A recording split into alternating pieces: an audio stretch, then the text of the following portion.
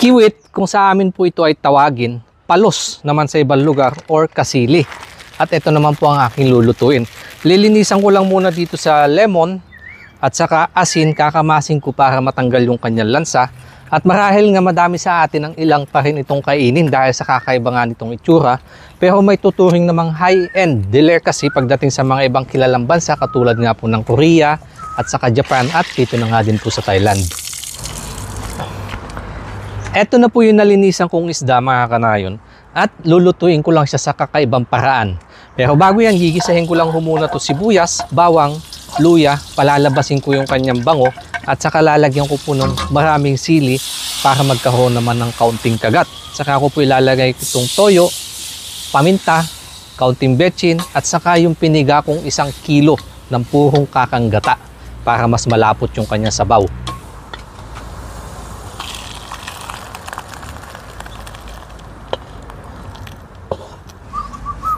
Madami na nga din po ako nasubukan luto niyan sa mga nakakasubaybay po ng upload ko. At ngayon lulutuin ko naman siya sa kawayan.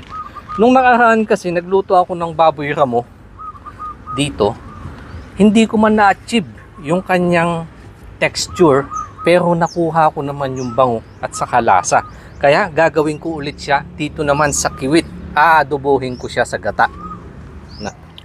Kung tutusin, pwede ko naman nalutuin ito sa kawali para mas madali.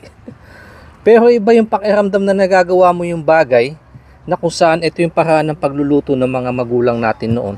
Mas masarap kainin at saka iba yung pakiramdam na medyo napapagod ka, yung nahihirapan bago kainin.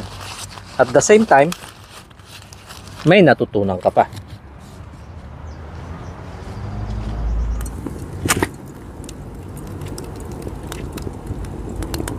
A few moments later.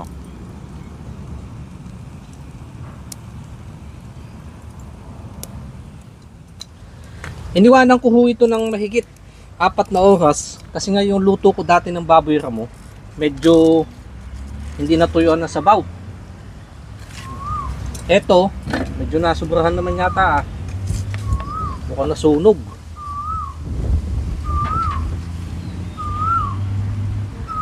Ay, may sabaw pa rin. Feeling ko kanina, mukhang hindi maganda yung kinalabsan. Pero yung pala, kita nyo ho yung loob. Naglatik ng husto yung mantika, ay yung gata. Lumapot. Ayos. Bubuksan natin yung loob. Kung naluto naman yung kiwit. Oh, medyo mainit pa. Thank you Lord sa blessing na ito. Basbasan po at magbigay ng lakas sa aming pangatawan. Magamit sa aming pang araw-araw. In Jesus name, Amen. Ayan, may part na medyo sunog nga. Let's try. Oh, lambot.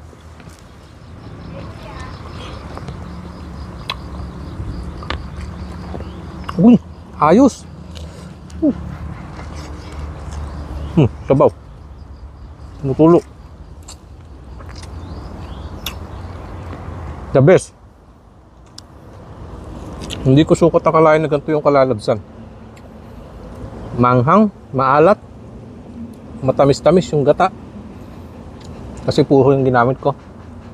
At saka yung laman ng kiwit. Tignan nyo po, ang lambot.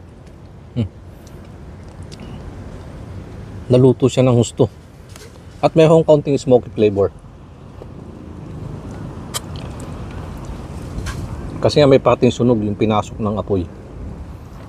Panalo.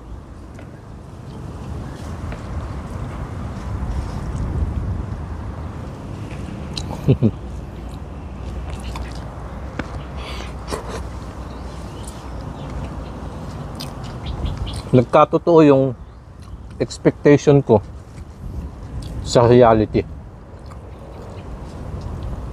Ayan po yung mga sangkap.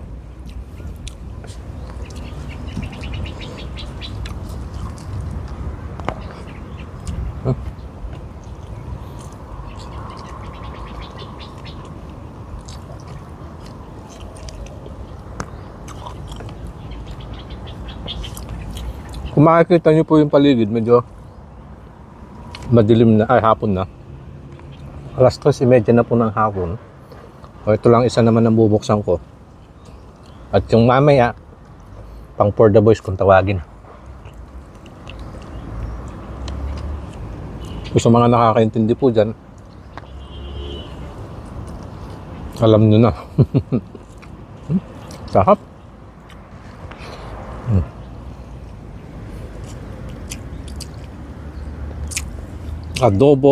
Adobo sa gata na sibit. Sa kakaibang paraan na niluto sa kawayan. Cheers po mga kanayon.